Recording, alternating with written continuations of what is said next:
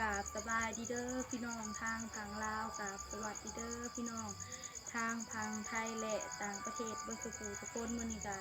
มาพบมาขอกับน้องสายอีกแล้วก็สิมาขัวกับปูนาแล้วก็ขัวที่หล่อเนาะเสียงเพลงก็จักสิเขาหรือบ่เขาเพราะว่าเพิ่นเวียนเทียนเนาะมันเพิ่นก็เลยเปิดหมอลำหรือว่าหมอลำโขงโดยไปขุดกับปูก็ได้ล่ายเติบน้องสิขัวไปให้น้องๆแล้วก็แม่โดยเอาวันนี้ไปเบิ่งกันเลย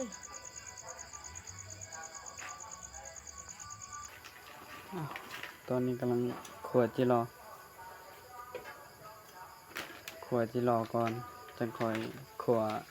กระปูตำลัง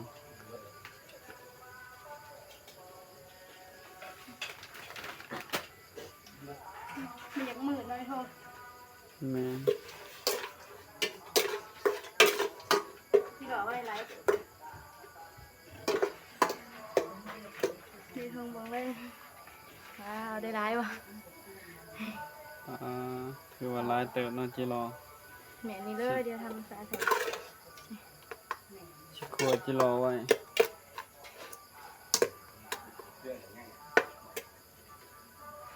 กับผัวกับปูไว้ให้แม่เลยกับน้องๆขอให้ทงเนาะเขาก็ดีให้เขาเลยว่าเรื่องมันเรื่องต่อไป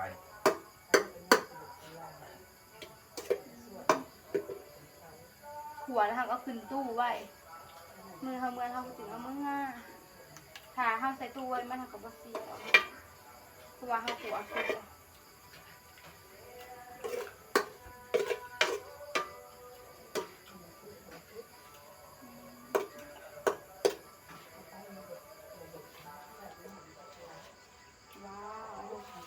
ที่ดอกได้ร้ายก็มือนั่นเลยไอ้ทงไปหิวขู่กระปูมาดูหายทงไปหิวขู่กระปูมาเนาะขวดที่รอสู้แล้วกับขวดกระปูตอน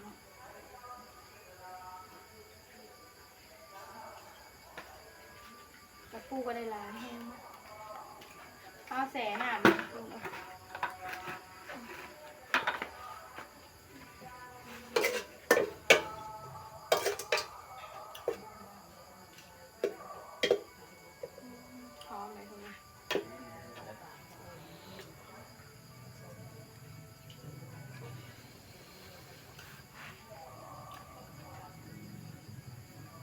เผื่อกระปูมันสิสุกกระด้นเกิดปวดบ่ดนเนาะไอ้ทงขุดหมอนบ่มั้ยม้วนมันมีลายควยตื่นบ่จะวันเลยตัวตื่นตัวเลิกนั่นแหละคนกันเนาะแม่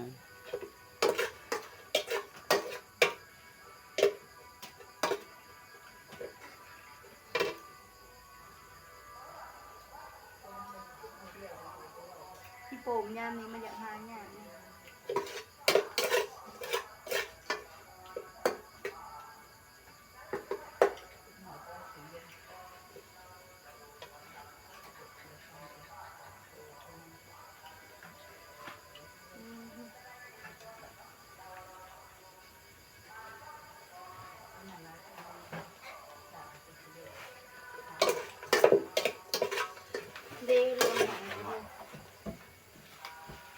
มาเบิกใกล้ๆเลยแหงแล้วมาเบิกใกล้ๆเลย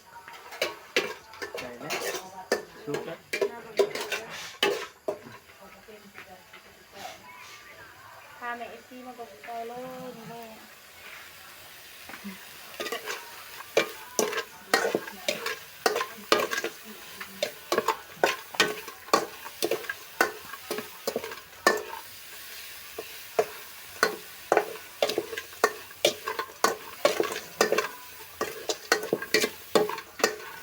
ได้เอาไปติดไปหน่อย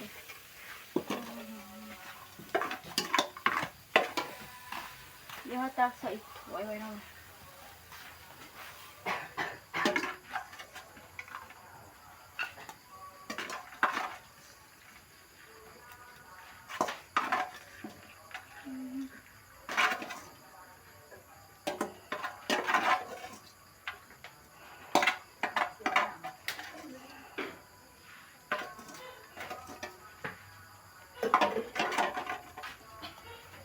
เลยสุกแล้วหัวแมงจีโป่งเนาะหอมๆมากข้างไว้ไม่เอากระสีหัวนี่ต่อหัวกระปูต่อเอากระแสน้ำแบบนี้ก็จะปู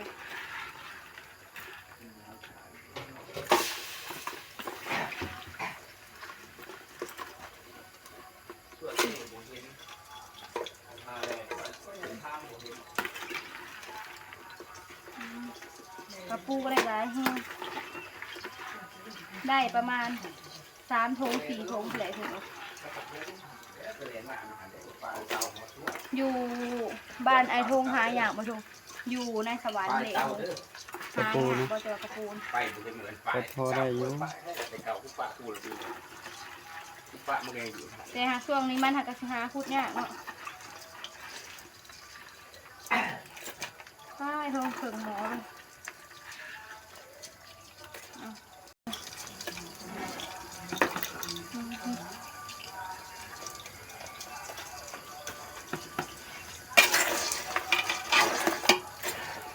มาลงมาละ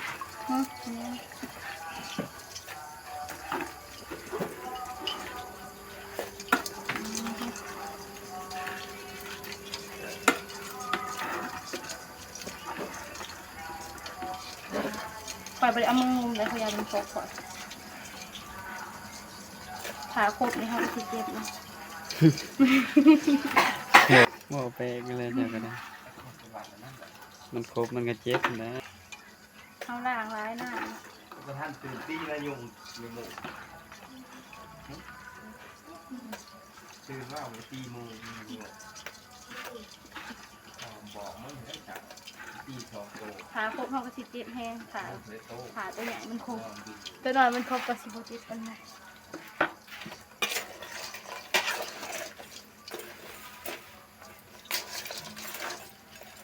ปลาเนาะเขาก็สิมาปรุงเลยนะ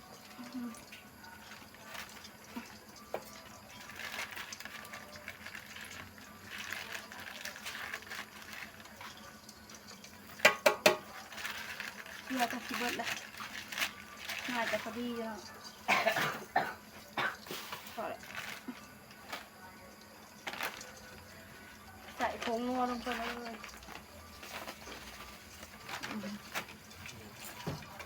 โยก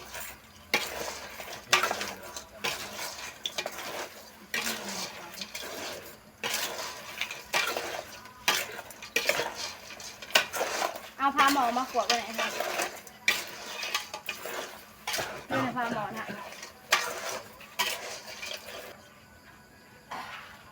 นี่ปะมาใส่ลง ใส่น้ำตาลเนาะ เขาวางเขาซื้อเยอะไปได้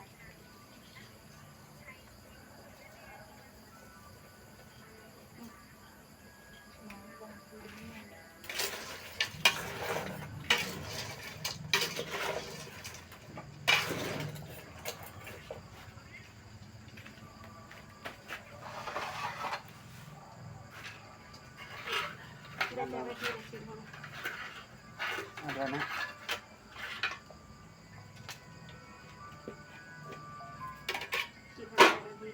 ไอทงกำลังขลุ่นกระปู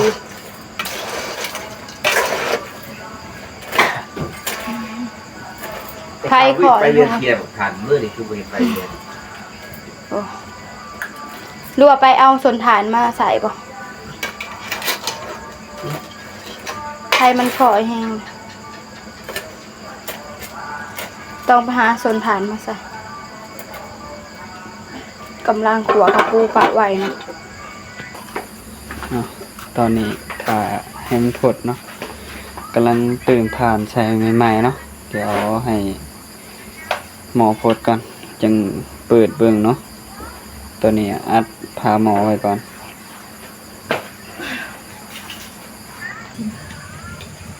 ตอนนี้กำลังขัวกระปูแล้วเขาตื่นไพ่ใหม่ ชุกแล้ว เริ่มน้ำแห้งเนาะเดี๋ยวจะไหนจะสุกนี้เลยเลยตัวใหญ่ๆเลยเนาะปลามีตัวแม่เลยได้ขึงหมอ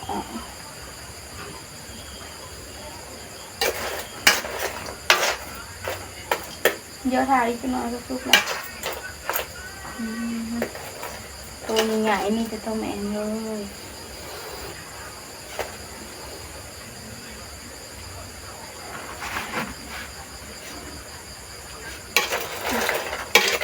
น้ำที่บกอ่ะเดี๋ยวน้ำจะได้มีอีกอันหนึ่งก็บกแล้วหอมกลิ่นกระปูแห้ง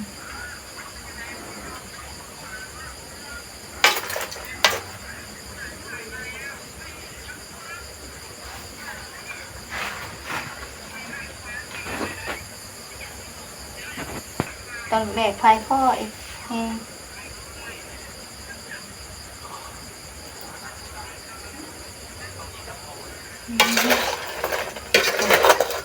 เราก็คุยร้ายนะ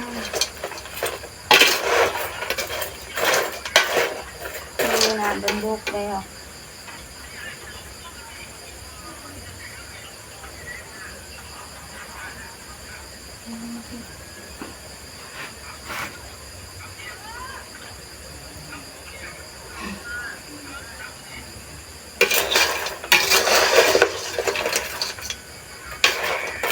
มาเบิกดูใครเลยทาง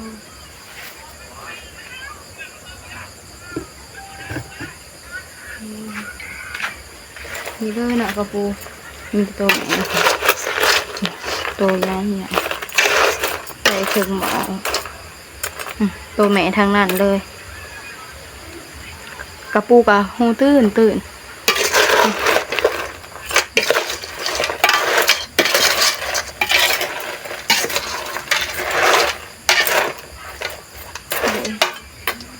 น้ำเริ่มแห้งแล้วห่วยแล้วเท่ากับหัวแล้วเท่ากับให้มันเย็นแล้วเท่ากับใส่ทงยางแล้วเอาขึ้นตู้ไว้นี่ฮะ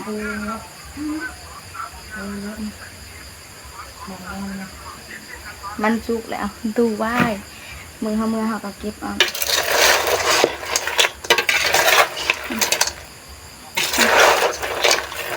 น้ำเริ่มแห้งแล้วปะไว้ให้น้ำแห้งจักหน่อยแล้วก็พอเนาะ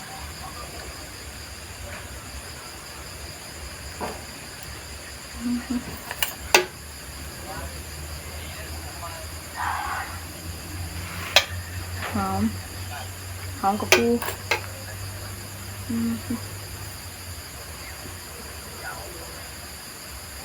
นี่ครับ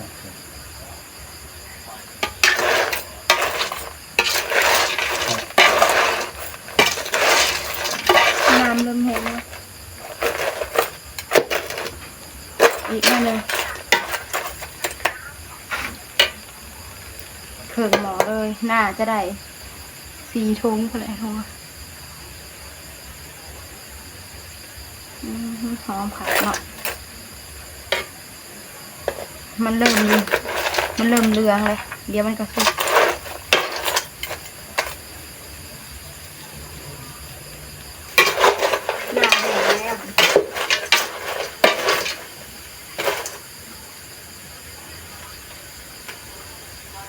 น้ำแห้งเราแบบนี้เลย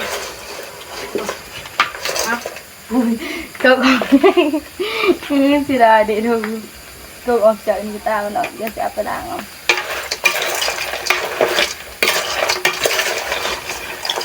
มันฝรั่งงะเนาะ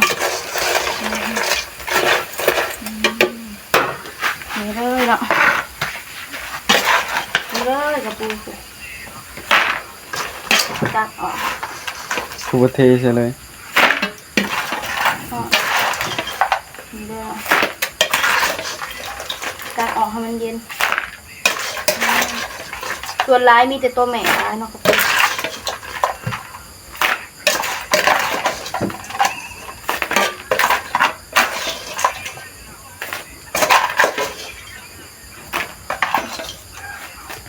แล้ววันนี้เลยกระปูแล้วแบบนี้เดี๋ยวจะเอาหมอไปล้างก็เด้อเอามาตอนนี้ทางน้องสาวกับหัวกระปูแล้วเลยปูเต็มซามเลยกระปูนี่เท่าหลายแหงหน่อยนี่อันนี้ก็คือ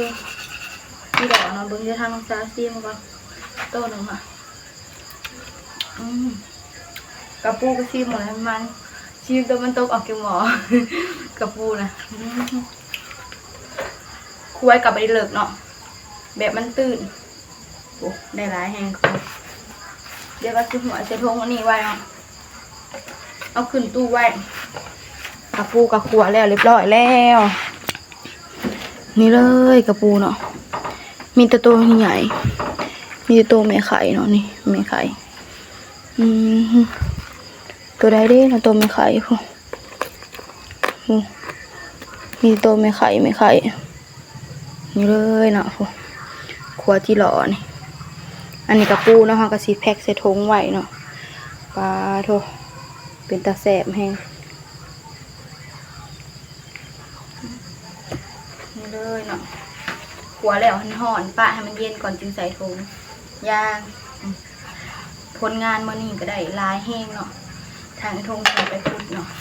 โดยเอาไปทางน้องซาก็สิได้จบคลิปไปเพียงแค่นี้พวกคุณพ่อกันในคลิปหน้าเด้อกะขอบคุณทางแม่ FC เบิร์ดสุขุนที่เบิ่งคลิปของน้องซาตั้งแต่ต้นจนจบที่บ่ขามโฆษณาทางน้องซาว่าผิดพลาดประการใดก็ต้องขอโทษขออภัยทางแม่ FC เบิร์ดสุขุนทางน้องซาสิขอตัวลาไปเพียงแค่นี้ขอกล่าวคำว่าสบายดีบ๊ายบาย